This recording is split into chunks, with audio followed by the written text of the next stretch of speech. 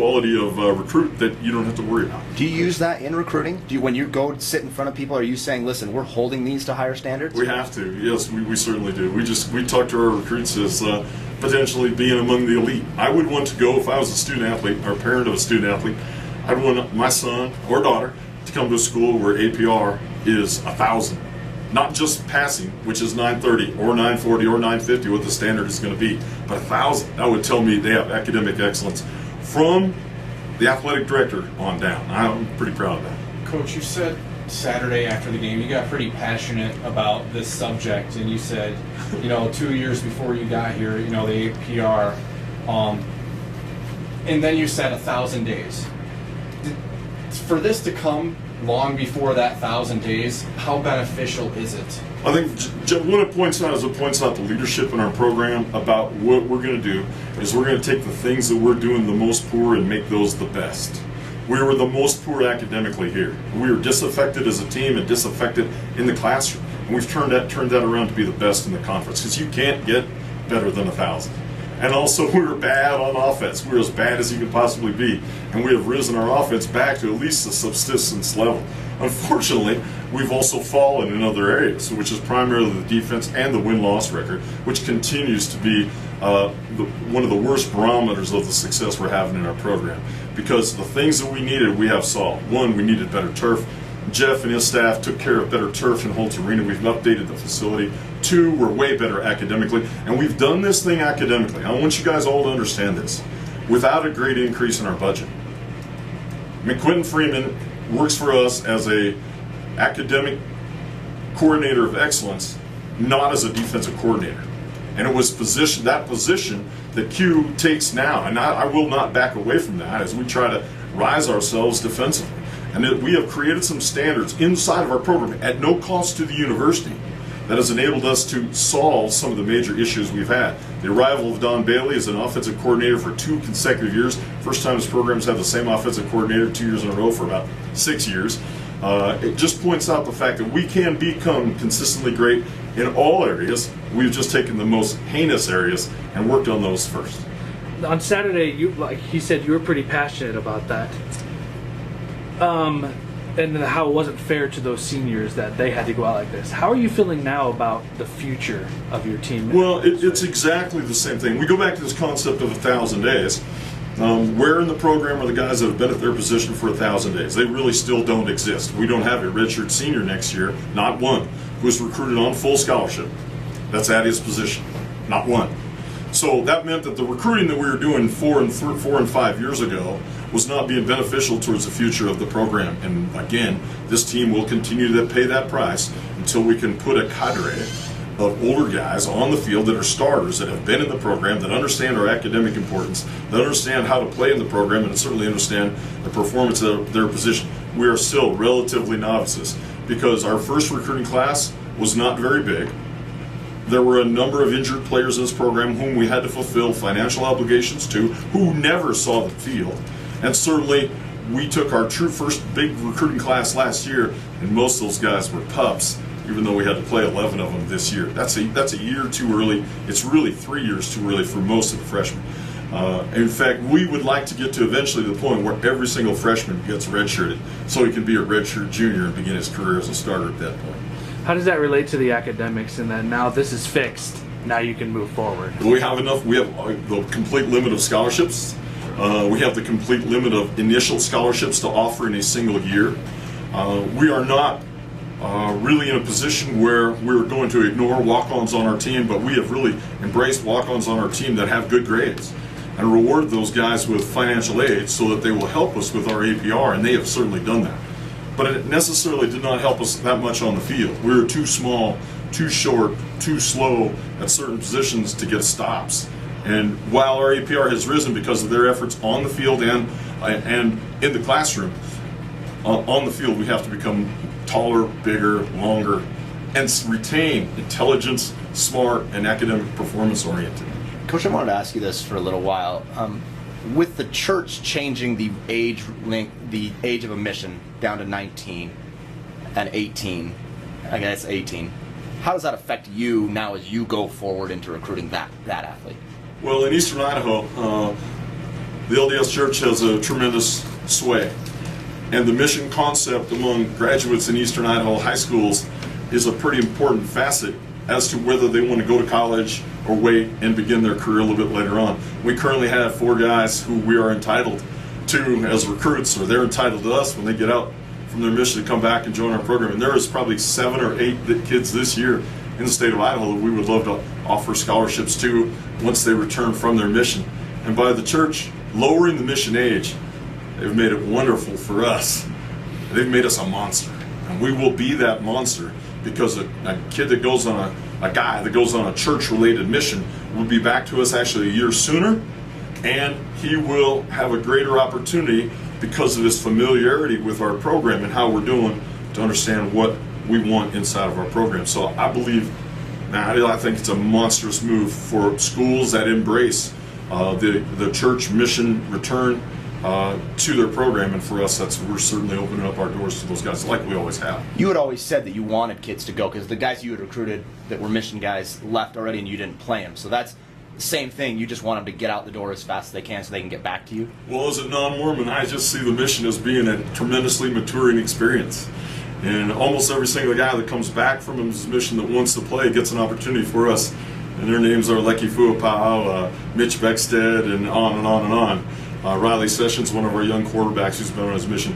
There's a great opportunity for Eastern Idaho kids to play football at Idaho State, whether they're going to mission or not.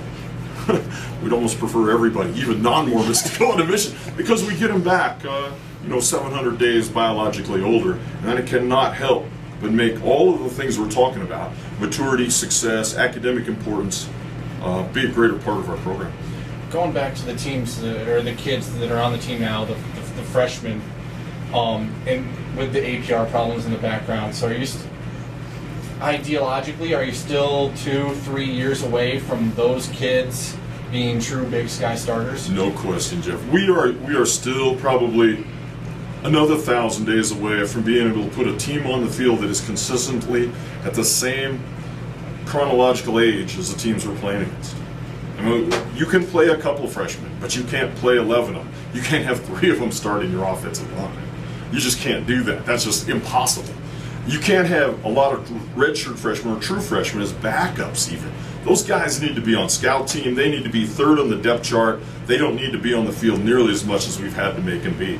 And so while we'll let the guys that are starters now remain where they're at, we have some freshmen, true freshmen that played this year that we will actually try to redshirt next year and create a redshirt sophomore opportunity so they don't really have to get on the field until a redshirt junior 3 years from now. So while we mature this program, as long as we can retain our academic excellence that we've established here today with this announcement, we want to make sure that our football team grows older across the board at every single position, and then we don't have to see a bunch of sophomores or freshmen, or God forbid, true freshmen on the field again. So there's 2 effects to that if you're going to redshirt. Even just after this season, you have freshmen playing. That's going to get them playing time and experience. So when they're seniors, they're going to know what it's like. They're not coming in a little bit blind to what it's like game time. And 2, they're going to have that 5th year for academics, which is going to help out your APR. The cool thing about what we do academically here is that without a tremendous amount of money being spent on summer school like you would have at a Boise State or Idaho, and there's a huge difference between where we're at academically here at Idaho State University and Idaho and Boise State. They fully fund summer school for all of their football athletes in an early entry. And that's not the same here. So you can't compare us to Boise State, not even close academically. You can't compare us to the University of Idaho academically, because we do not have those summer school resources, which are monstrously huge. And so for us, what we need to do is we need to make sure that we put kids in enough credits during the course of the year that they're able to graduate before we get to the end of their 5th year. And that's where APR becomes important. And because of Quentin Freeman's presence in our program, and because of the mandate from our athletic administration about the number of credits a guy takes per semester, our guys take a stronger, stiffer, harder academic load than you would at Eastern Washington or we did at Montana State, my 2 previous schools. What it does is it accelerates the nearness of our graduation, which is why so many 5th-year seniors this year, or guys that are in their 4th year even, are graduating in December. And that's a tribute to our standards, and that's a tribute to Quentin that we're able to do that without fully funded summer school. And when I mean fully funded summer school, I mean every scholarship athlete gets 6, 7, 8 credits a summer, plus room and board during the summer. No Big Sky school has that. We're not asking for that. But to compare us with Boise State and Idaho is totally unfair, yet our APR exceeds both those schools today. I don't want to question Quentin's job security, but you are saying that you will keep him moving forward and you're not going to give that job back. I'm going to tell you flat out, Matt, I would rather lose every game by 80 points than give up Quentin Freeman. Because Quentin Freeman ensures that my coaches, when they're talking to recruits, we're saying what we talk about, which is you will graduate. 100% across the board. And we say we've got 13 out of 13 guys graduated in a year. That's the truth. And when we say that our APR is 1,000, you can't get any better than that. That's the truth. So there's a quality, a standard of performance in our program academically that if I was a parent, I'd say that's where my son's going to school. Now, this is the data you guys have submitted to the NCAA. Is there any doubt or trace in your mind that the NCAA might come back and be like, no, you have a 990? Cute. Matthew? Past the period. Matthew? No, there is no doubt in my mind that they will. I do believe that they will look into it. As, like I said at the start, 1,000 APRs in football are very, very rare. So they will look into it. But I am 99% confident that that data is correct. And it's nothing that I submitted, so I'm pretty sure I don't even know what the heck. The one thing I think we need to recognize, this is a hallmark day at Idaho State University in athletics. In football, it's one of the most proud days of my career. And I've had a lot of great proud days. And there have been a lot of years when this Monday has been the day we've accepted a playoff opportunity at Eastern Washington or at Montana State University. And today we ensure the fact that a student athlete in our football program is going to do what we need him to do, which is to go to class, graduate, and be a functioning member of our student body. You talk about freshmen and how it was a struggle to put that many out there, but there had to be some guys that you put out there and went, that guy will play for me next year. I'm not worried about that guy. He can play this level. No, not really, man. I'd love to have redshirted them all, from Tyson Manu, who finished 4th in the conference in conference games and tackles, to Wesley Wingrove, one of the finest young offensive linemen at any team at any level in the United States. No, heck no. I wish next year they were going to be redshirt freshmen and backups, because the guys ahead of them were older and more savvy, well underway in school lives. Because number one, Tyson Manu and Wesley Wingrove have gone to school here for less than 1 semester yet. How good are their grades going to be? I won't know until about the 23rd or 24th of December. So to me, no, all freshmen, true freshmen, should do one thing: put on their jersey on game day and sit in the stands and cheer like heck. And then as redshirt freshmen, redshirt sophomores, they should play on kick teams and get a little chance to play. And then as a redshirt junior, become a solid starter. And by the time they become a 5th year, they're over the hump academically and they're ready to play.